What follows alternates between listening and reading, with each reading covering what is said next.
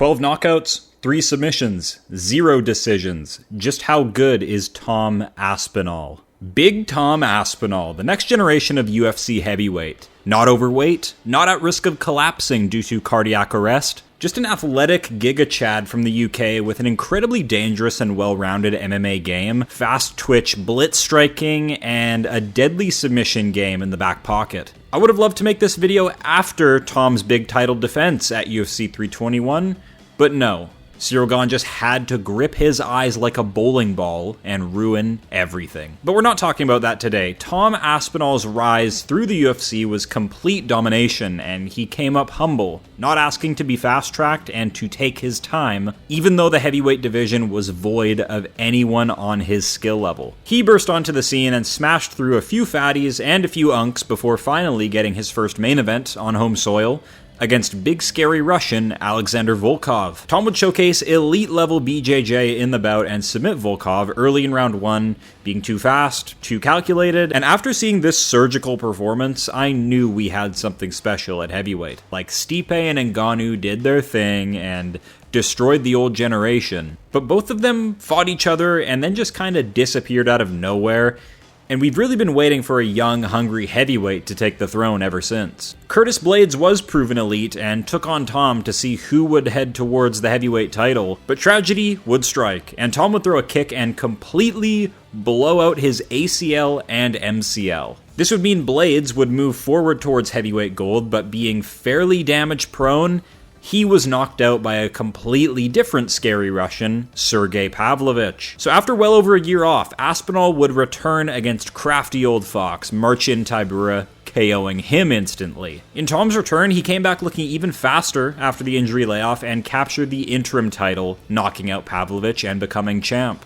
And instead of fully backing Tom Aspinall's historic rise to the top, Dana White and the UFC would instead heavily promote a super fight between jonjones and old man Stipe Miocic. We were meant to believe that the winner would take on Aspinall, but Stipe retired and Jones allegedly turned down $30 million to face Tom.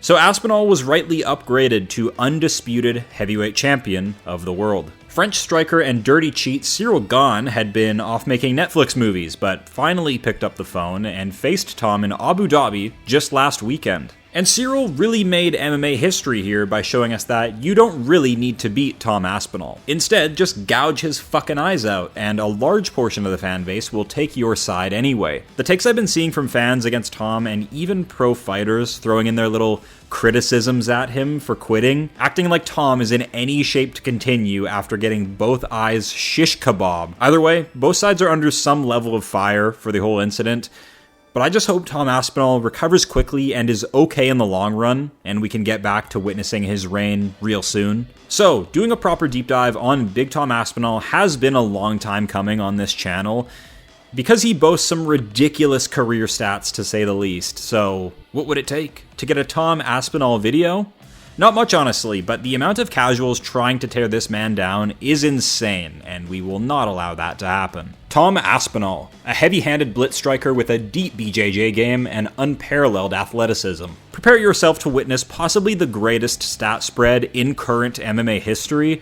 A surgical 68% accuracy at heavyweight is just nasty work by Tom. Strikes landed per minute is 7.6. Zero time wasted by Tom. He goes through no feeling out process. He just blitzes into the 1-2. Strikes absorbed per minute is 3.6. Takedown average is 2.6. Submission average 1.3. I wouldn't call Tom a ground fighter necessarily, but he does have submissions in his arsenal if the fight requires it. Takedown accuracy of 80%. Strike defense of 57%.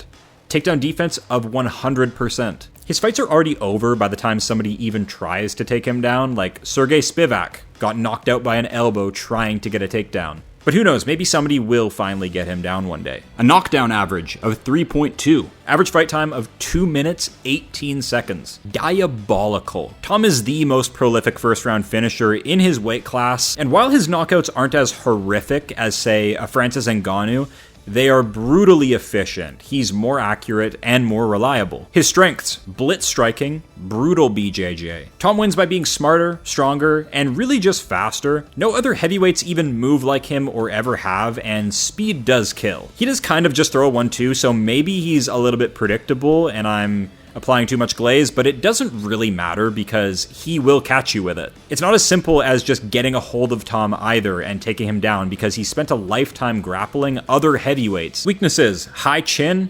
injuries. Tom looks a little predictable on the feet at times, like I said, and you really got to see that against Cyril Gane, who is sort of a kickboxing master. And Tom has quite an interesting boxing game that's more tailored to MMA and the small gloves. He heavily favors the 1-2 almost exclusively, and his chin could be more tucked. That is my main criticism of him. And the ACL and the MCL tear are always in the back of my mind when he fights, like, fuck. And maybe there's a world where Tom has a cardio problem, but I highly doubt it. He looks to be low muscle and in incredible shape. Best performance: Alexander Volkov. Volkov is still cooking, and on his own sort of run right now at heavyweight. He just survived Jailton Almeida, who's a proven grappling threat. And Volkov has arguably already beat Cyril Gane in the past as well. But when Tom took on Volkov, it was complete domination. Tom went for his signature rugby tackle takedown, and instead of forcing ground and pound, he took his time and settled into top position properly. We got to see his BJJ on full display in this fight, and it's performances like these when a fighter shows something different in their game that makes you think, who is going to beat this guy? Aspinall wins by straight armbar, taking the taller man down and forcing a tap early in round 1, not even entertaining the idea of a striking contest with Volkov. I still think this is Tom's best win. It kind of separates itself from his quick knockouts and really showcases his fight IQ and what he can do in the grappling realm. And seeing where Volkov is at in his career right now only makes this victory more impressive. We need this rematch. Most fun: Sergey Pavlovich. After jonjones' zesty escapades got him injured for the Stipe fight, the UFC scrambled to save the heavyweight division and booked an interim title bout instead.